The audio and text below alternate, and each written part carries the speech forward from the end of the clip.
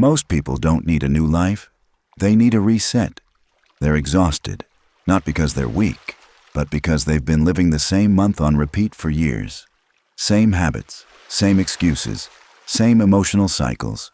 They wake up tired, even after sleeping. They feel behind before the day begins. They tell themselves tomorrow will be different, and then tomorrow looks exactly like yesterday. And slowly, without realizing it, they start believing this is just how life is. But it's not. And in this audiobook, you're going to understand why. Because 90 days is enough to change everything if you stop running from your life and start building it deliberately. Not someday, not when motivation magically appears, not when circumstances finally cooperate. Now. Welcome to Change Everything in 90 Days. This is not a hype-filled promise. This is not entertainment. This is a training ground. In this audiobook, you'll learn how to use the next 3 months to rewire your habits, rebuild your discipline, sharpen your focus, and become someone you actually respect again. Because here's the truth most people never face. Your life is not shaped by the big moments you're waiting for. It's shaped by the hours you commit to every single day. That sentence alone can change your direction, if you let it. Most people live the same 90 days over and over again and call it a life. They consume instead of create. They react instead of plan. They stay busy but never move forward. They wait for clarity while drowning in distraction. They wait for confidence while breaking promises to themselves daily. And then they wonder why nothing changes. But something shifts the moment you decide this.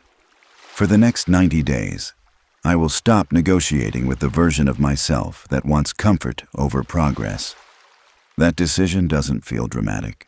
It feels quiet, but it's powerful. Because 90 days is long enough to transform and short enough to stay focused. You don't need to overhaul your entire life overnight. You don't need perfection. You don't need motivation that burns hot for a week and disappears. What you need is structure. 1 hour, 1 habit, 1 decision, repeated daily until the person you're becoming is stronger than the person you've been protecting. This audiobook is built on 4 pillars that will carry you through the next 90 days. Discipline, clarity, progress, confidence. Discipline is the engine. It shows up when your emotions don't. It carries you through early mornings, hard days, and moments when quitting feels easier. Clarity is the compass. Without it, your time gets stolen by noise, distraction, and urgency. That doesn't matter.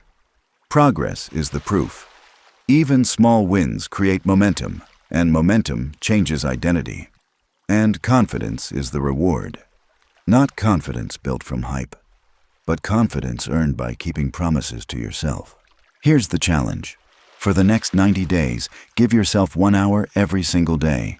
1 protected hour, 1 unreachable hour, 1 hour where the world does not get to decide who you are.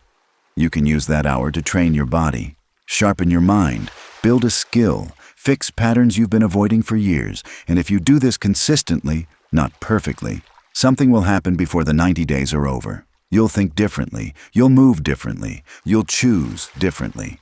And those choices will start shaping a future you didn't believe you were capable of. Imagine waking up 3 months from now with more energy, more control, more clarity, and more self-respect than you've had in years.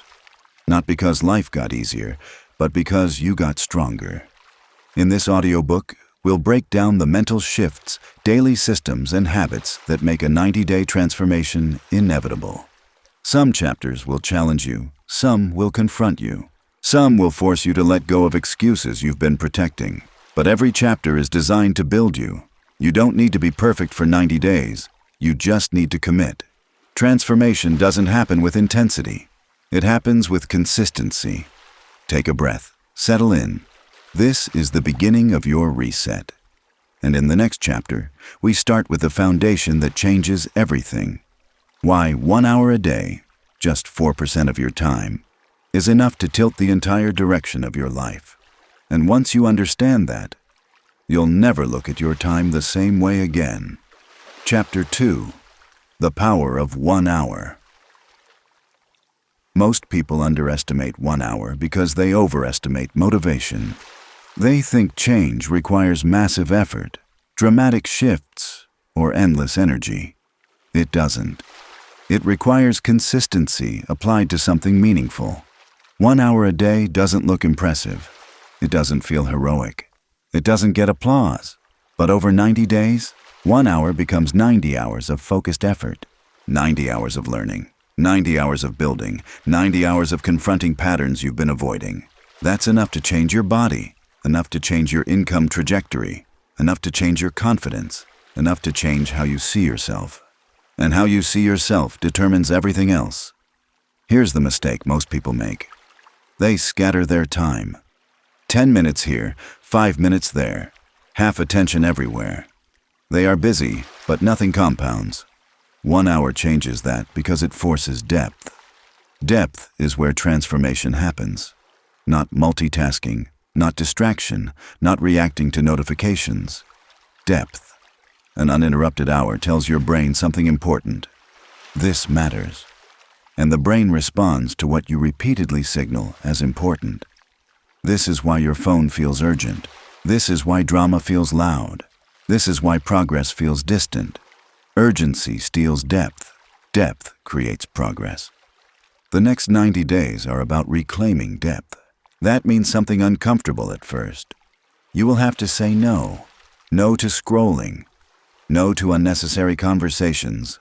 No to distractions disguised as rest. Not forever.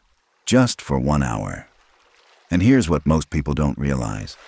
Your life doesn't need more time. It needs protected time. You already have the hour. It's just leaking. It leaks into apps, into other people's priorities, into low-level stimulation that never builds anything. Reclaiming 1 hour is not about finding time. It's about deciding what no longer deserves it. Now let's talk about identity. Because identity changes first. Results come second. When you show up for 1 hour every day, something subtle begins to shift. You stop seeing yourself as someone who tries. You start seeing yourself as someone who shows up. That identity compounds faster than results. Because when you see yourself as disciplined, disciplined behavior becomes natural. You don't argue with yourself as much. You don't negotiate every decision. You don't wait for the perfect mood. You just begin. Most people wait until they feel ready. But readiness is a feeling that comes after action, not before it. The hour trains this truth into your nervous system. You show up tired, you show up distracted, you show up unsure, and you still do the work. That's how confidence is built. Not from hype, from evidence. Evidence that you do what you said you would do. Now let's talk about the first resistance you'll face. Boredom. The mind hates silence. It hates effort without instant reward. It hates focus because focus exposes discomfort. When you sit down for your hour, your brain will fight you. It will tell you, check this first, do this later. You deserve a break. This isn't working. That voice is not intuition, it's conditioning. Your brain has been trained on constant novelty, and novelty destroys patience. The first 10 to 14 days of your 90-day reset will feel slow. That's not failure. That's withdrawal from distraction. Stay, because after that phase, something else emerges. Clarity. Your thoughts slow down. Your attention sharpens. Your work deepens. And suddenly, 1 hour feels powerful instead of heavy. That's when momentum begins. Let me be clear about something important. The hour is not about intensity. It's about non-negotiability.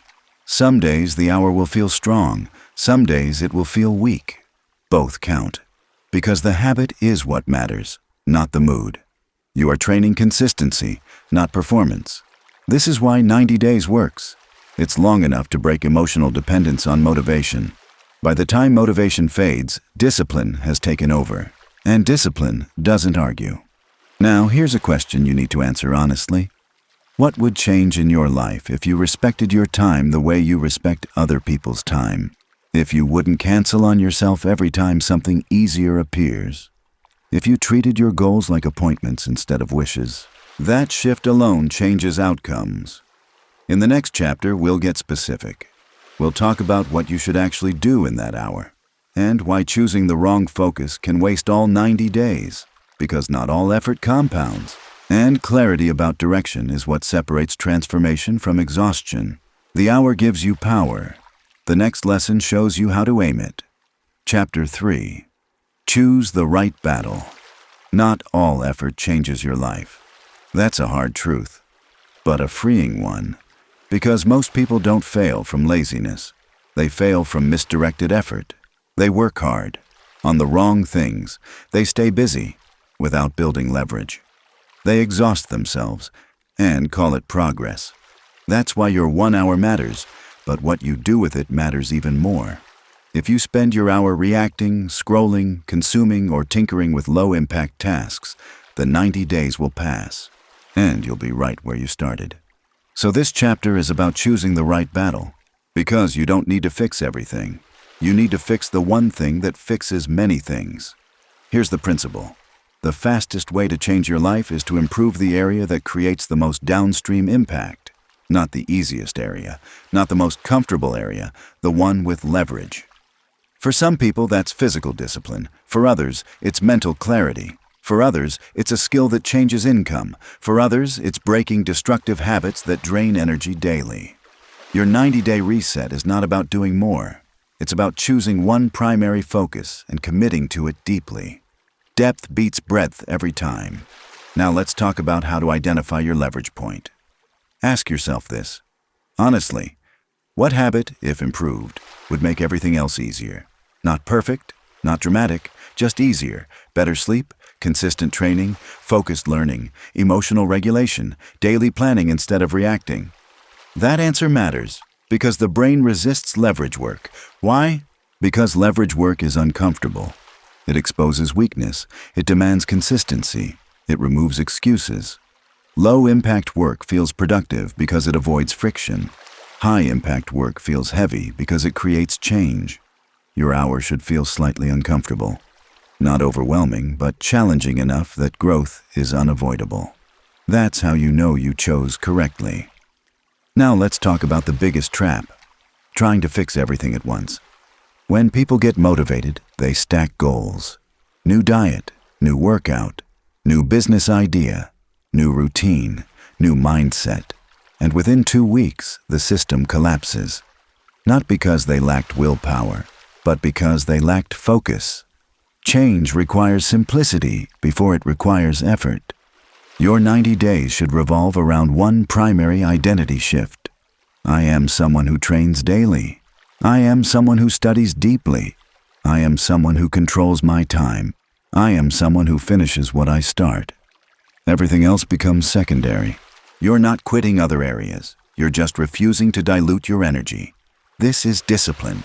And discipline is not restriction. It's direction. Now let's address fear, because choosing one focus feels risky. What if you choose wrong? What if you waste the 90 days? Here's the truth. Staying unfocused guarantees nothing changes. Choosing one direction guarantees growth, even if it's not perfect. Progress beats paralysis. Clarity sharpens as you move, not before. The hour is where clarity emerges. Now let's talk about effort quality. Your hour should have 3 characteristics. Focused, measurable, repeatable. Focused.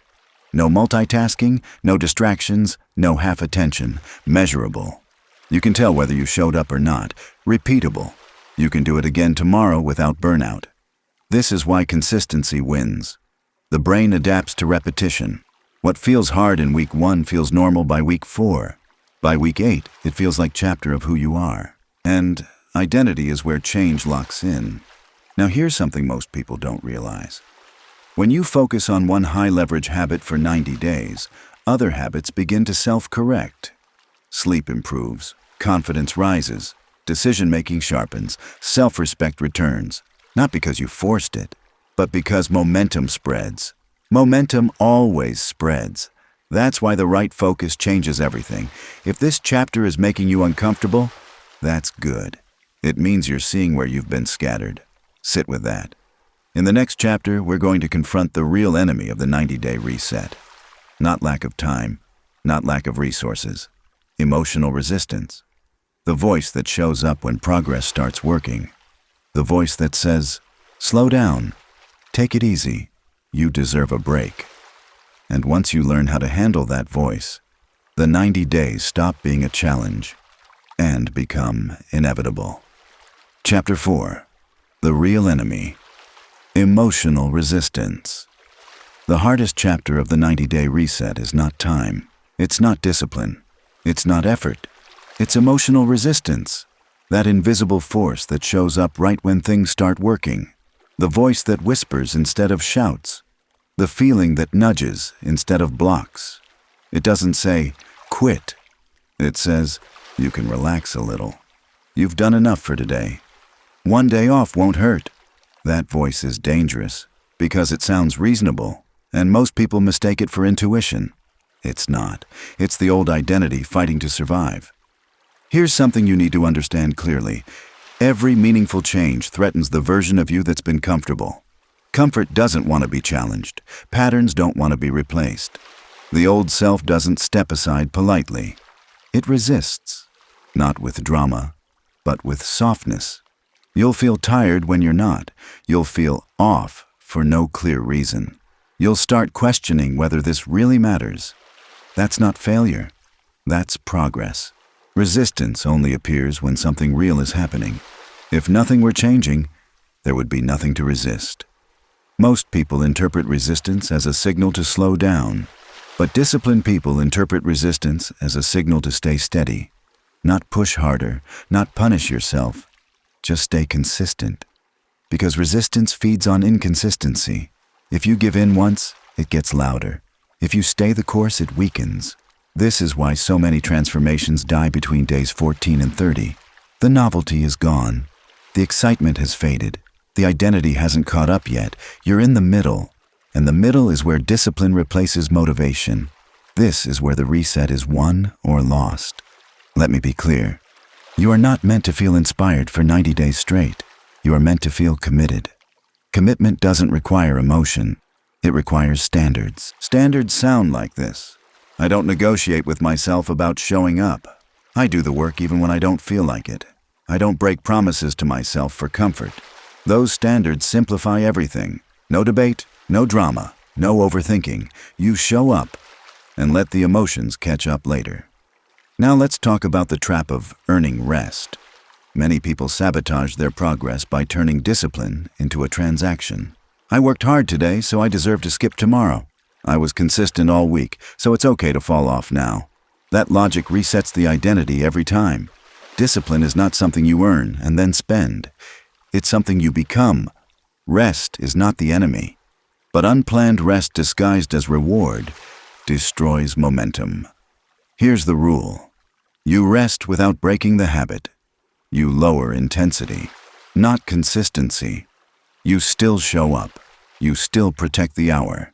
You still honor the promise, even if the effort is lighter. That tells your brain, this is who we are now. Identity locks in through repetition, not performance. Now let's talk about emotional lows. They will come. Days where the hour feels pointless. Days where progress feels invisible. Days where you question the entire reset. These are not signs to stop. They are signs to simplify. On low days, your only goal is this. Don't break the chain. Show up badly if needed. Do the minimum. Protect the habit. Because consistency through low emotion builds something powerful. Self-trust. And self-trust is more valuable than motivation will ever be. Motivation is borrowed. Self-trust is earned. By the time the 90 days end, the biggest change won't be external. It will be internal. You will know, without needing to hype yourself, that when you decide something, you follow through. That confidence changes how you speak, how you walk, how you choose. And once that identity is built, results follow naturally. In the next chapter, we'll talk about momentum. Not hype-based momentum, but quiet momentum. The kind that builds without drama. The kind that compounds when no one is watching. Because once momentum takes over, the 90 days stop feeling like effort and start feeling inevitable. Chapter 5. Momentum without motivation. Momentum is misunderstood. Most people think momentum feels loud, exciting, fast. That's hype. Real momentum is quiet. It doesn't announce itself. It doesn't feel dramatic. It doesn't spike emotions. It simply keeps going. And that's why most people never build it. They're waiting to feel momentum before they move, not realizing momentum is created by movement without feeling. Here's the truth that changes the entire 90-day process. Momentum doesn't come from intensity. It comes from inevitability. When something becomes inevitable, you stop debating it. You stop asking, should I? You stop asking, do I feel like it? You stop asking, is this worth it today? You just do it. And that's when life starts to shift. Momentum is born the moment your actions stop depending on your emotions. Now let's talk about why people lose momentum. They mistake progress for excitement. The first week feels good because it's new. The second week feels harder because novelty fades.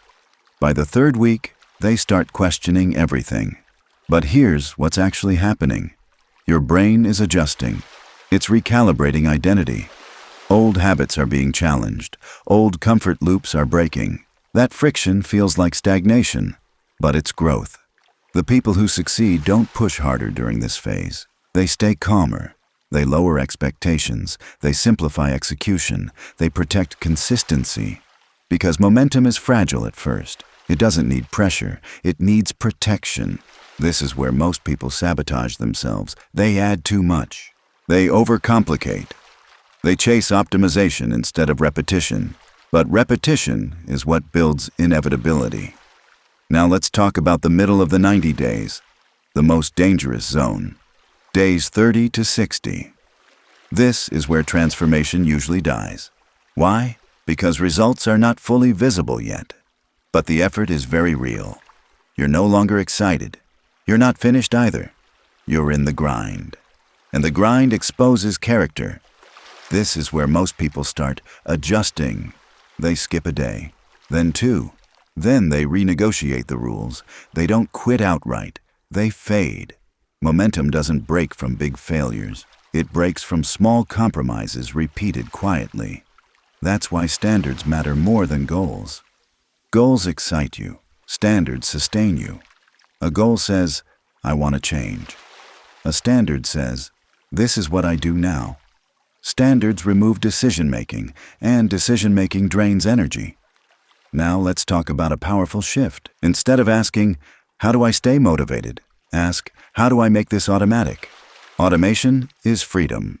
Same time every day, same trigger, same environment. You reduce friction. The less thinking required, the stronger the habit becomes. This is why routines work. Not because they're rigid, but because they conserve mental energy. Your brain stops resisting what feels familiar. Familiarity breeds momentum. Now here's a rule that will save your 90 days. Never miss twice. Miss once, it's human. Miss twice, it's a pattern.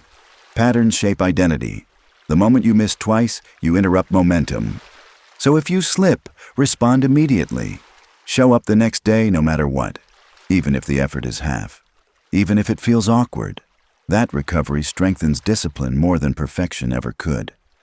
Now let's talk about silence. Real momentum grows in silence.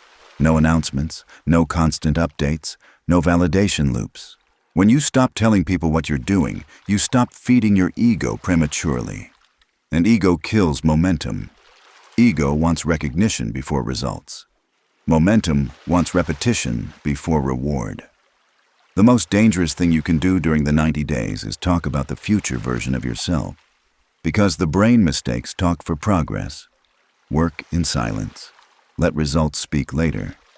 Now here's the shift that happens around day 60. If you stay consistent, you stop forcing yourself.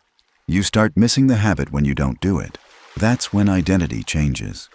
You don't work out because you should. You work out because not doing it feels off. You don't focus because you're disciplined. You focus because distraction feels uncomfortable. That reversal is everything. The habit stops being effort and becomes baseline. That's momentum. Quiet, reliable, unstoppable. In the next chapter, we'll talk about the transformation point. The moment you realize you're no longer becoming someone new. You've already become them. And once that moment arrives, The final 30 days don't change your life. They lock it in. Chapter 6. The moment identity shifts. There is a moment during the 90-day reset that doesn't announce itself. No fireworks, no dramatic breakthrough, no sudden rush of motivation. But it changes everything. It's the moment you realize you are no longer trying to change. You are changed. The habit no longer feels optional. The hour no longer feels negotiable. The work no longer feels like something you force. It feels like something you are. That moment usually arrives quietly, somewhere between day 45 and day 70. And most people miss it because they're still looking for intensity instead of noticing identity. Here's how you know it's happening. You stop arguing with yourself in the morning. You stop asking whether you should do the work. You feel slightly off when you don't show up. That discomfort is not resistance anymore. It's alignment. Your nervous system has adapted. Your mind has recalibrated. Your identity has shifted. And identity is the real engine of change. Because once identity shifts, discipline becomes natural. You don't brush your teeth because you're motivated. You brush your teeth because that's who you are. The 90-day reset is designed to create that same inevitability, but for the habits that change your life. Now let's talk about the danger zone right here. When identity shifts, ego wakes up. It whispers, "Look how far you've come. You've earned a break. You don't need to be as strict now." This is where many people lose the transformation after doing most of the work. They relax standards too early. They confuse identity with completion. But identity still needs reinforcement. This phase is not about pushing harder. It's about protecting what you've built. Think of it like wet concrete. The shape is there, but it hasn't fully hardened. If you step away too soon, it deforms. So the next lesson of the 90 days is this. Do not change the rules while the identity is still forming. Keep the same hour, keep the same standards, keep the same simplicity. Boring is good right now. Boring means stable. Stability locks identity in place. Now let's talk about confidence. Real confidence. Not loud confidence. Not performative confidence. The kind that changes how you move through the world. This confidence doesn't come from results. It comes from self-trust. Self-trust is built when you do what you said you would do, especially when no one is watching. And by this point in the reset, you've done that dozens of times. That creates internal authority. You don't need external validation. You don't need hype. You don't need permission. You know what you're capable of, because you've proven it to yourself. That quiet knowing changes your posture, your speech, your decision-making. You hesitate less. You tolerate less nonsense. You choose long-term gains more easily. This is the version of you that other people notice, even if they can't explain why. Now let's talk about the emotional shift.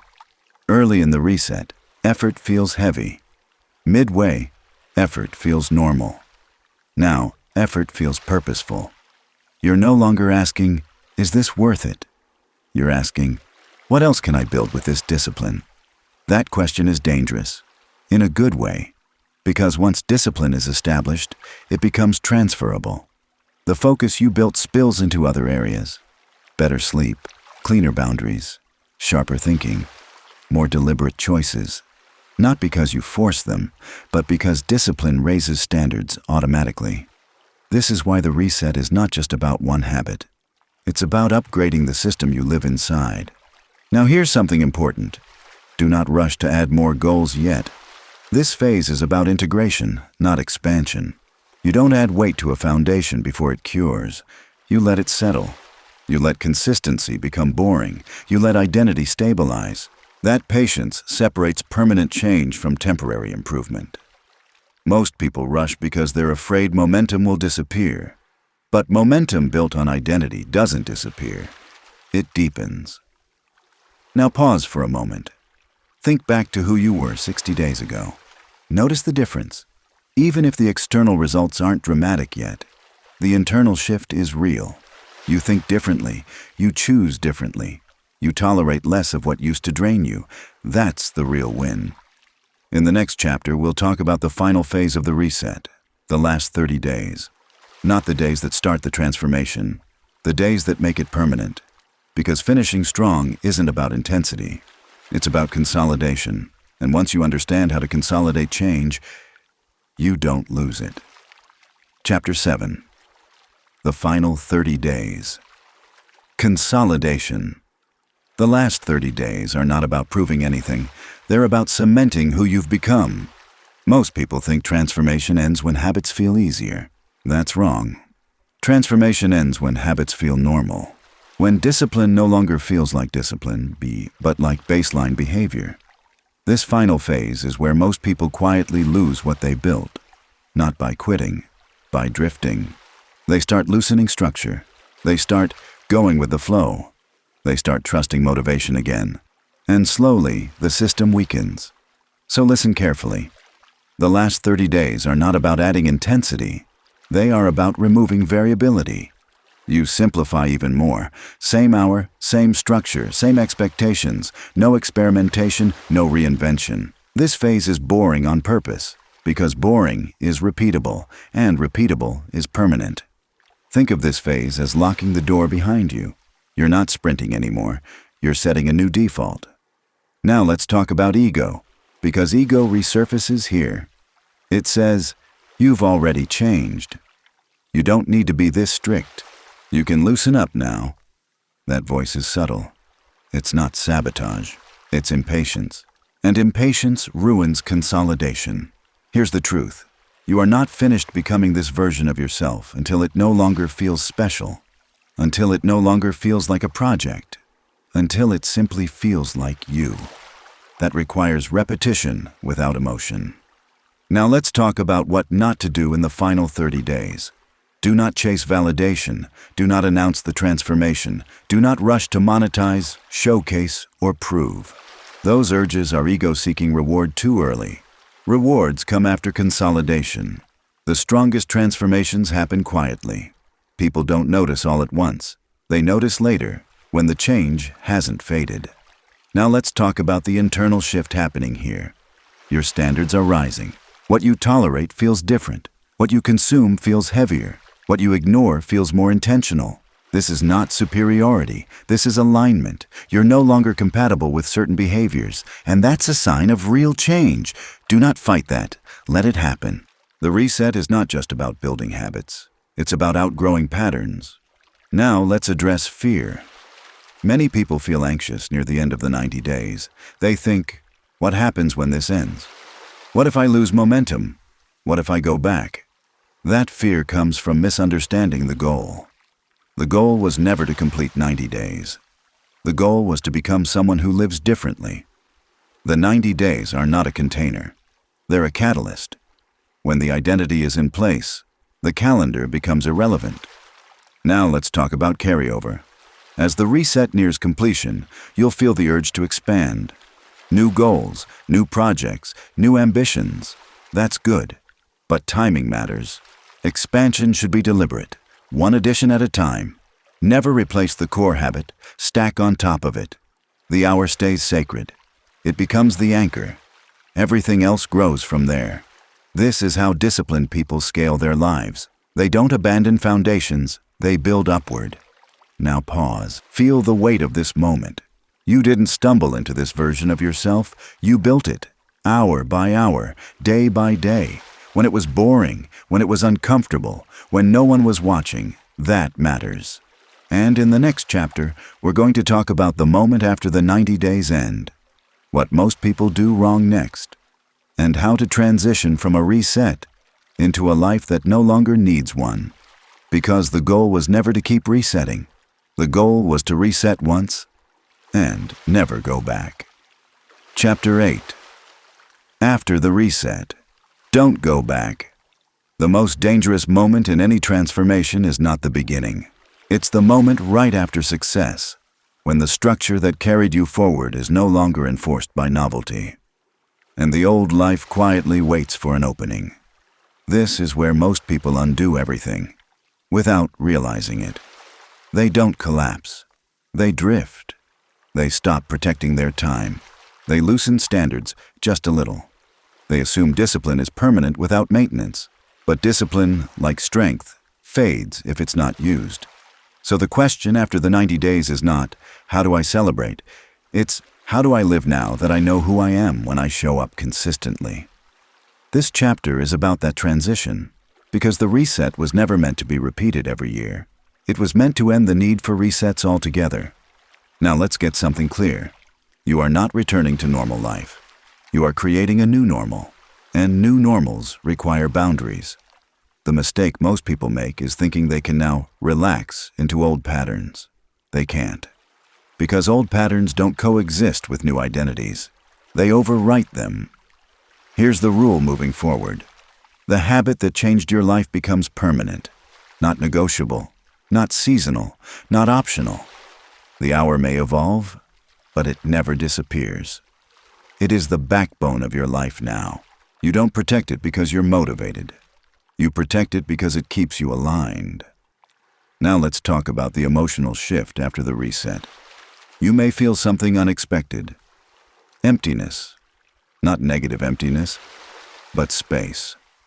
The chaos that once filled your days is gone. The distraction that numbed you is quieter.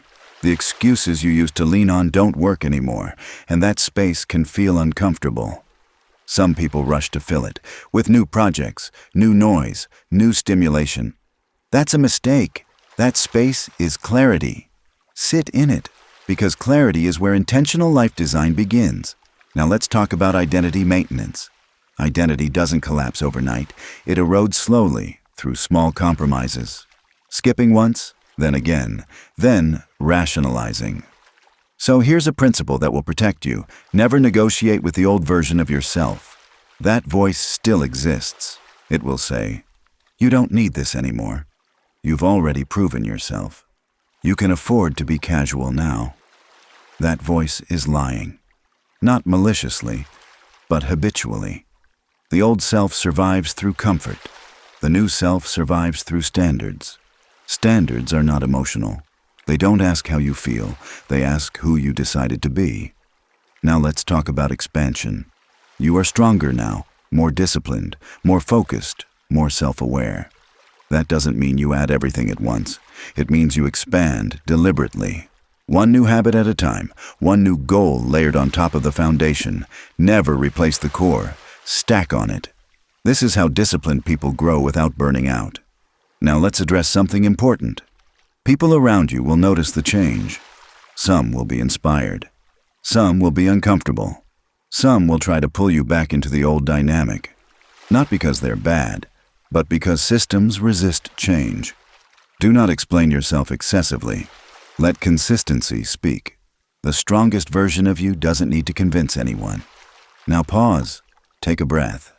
Feel the difference between who you were before this reset and who you are now. That difference did not come from luck. It came from honoring time. And time is the most honest teacher there is. In the next chapter, we'll close this audiobook the right way. Not with hype, but with a final consolidation. A reminder of who you are now, and how to carry this forward without losing yourself again. Because transformation is not something you finish. It's something you live. Chapter 9. The quiet confidence that follows. There is a confidence that comes from hype, and there is a confidence that comes from evidence.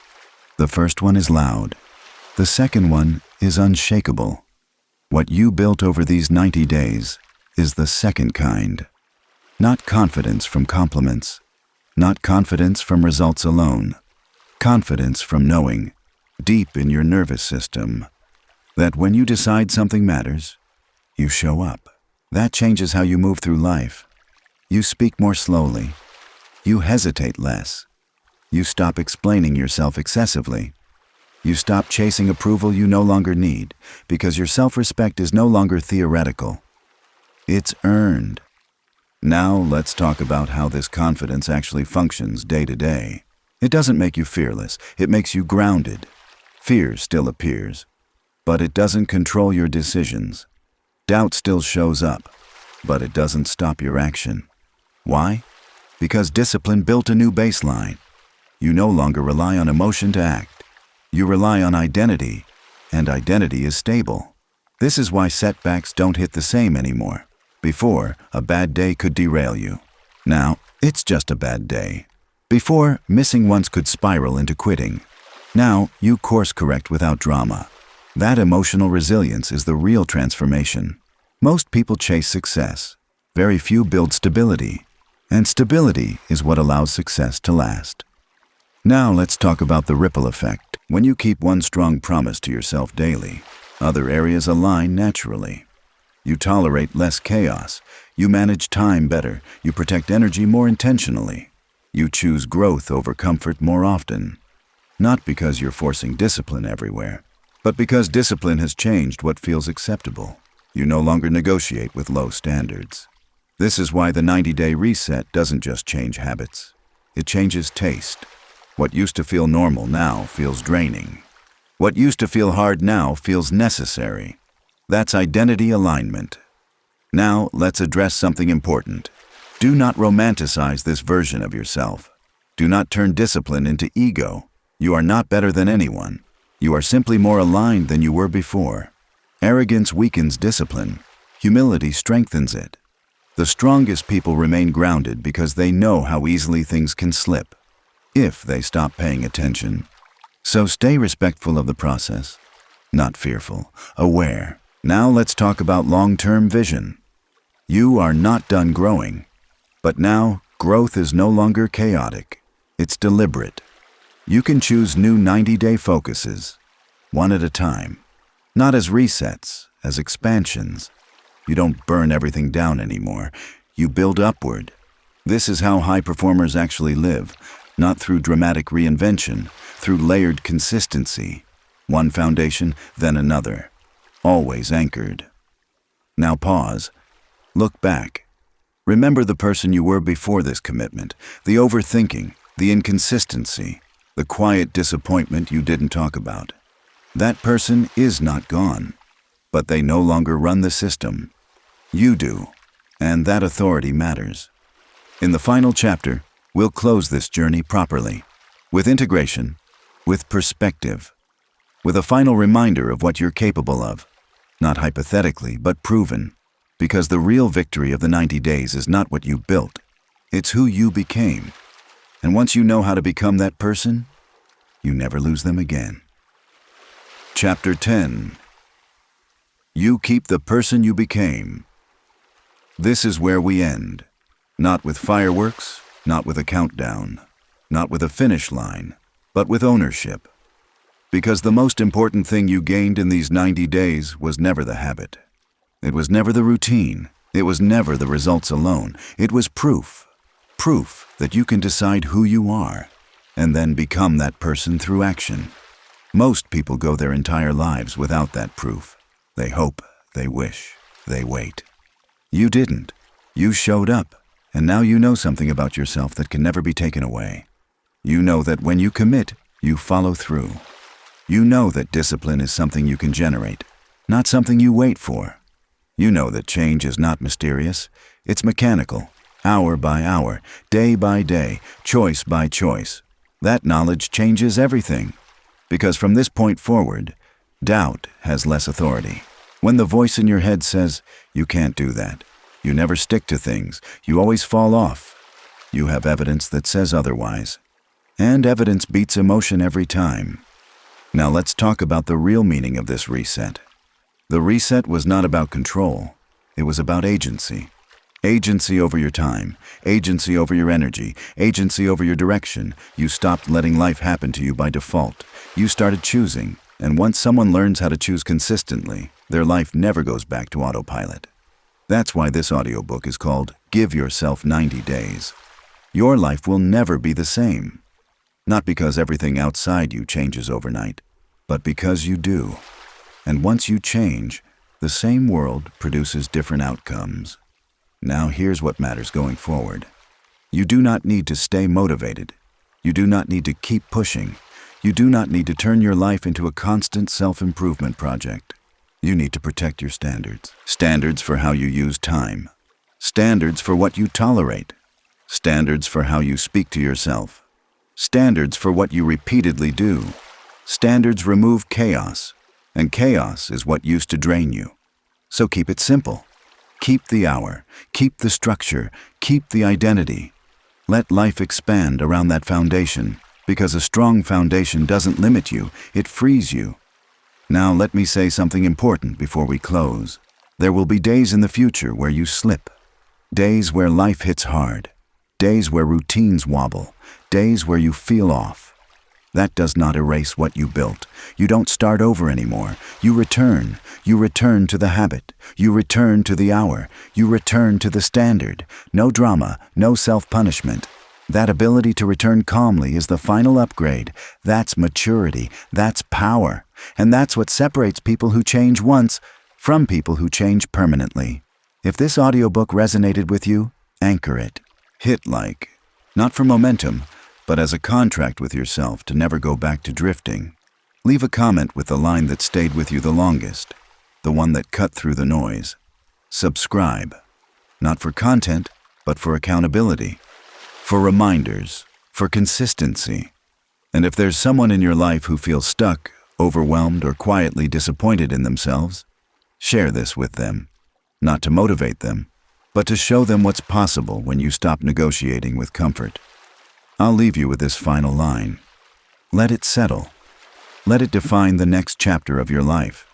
You didn't just complete 90 days. You learned how to become someone new, on purpose. Tell me what audiobook you want next, and whatever you build from here, build it deliberately.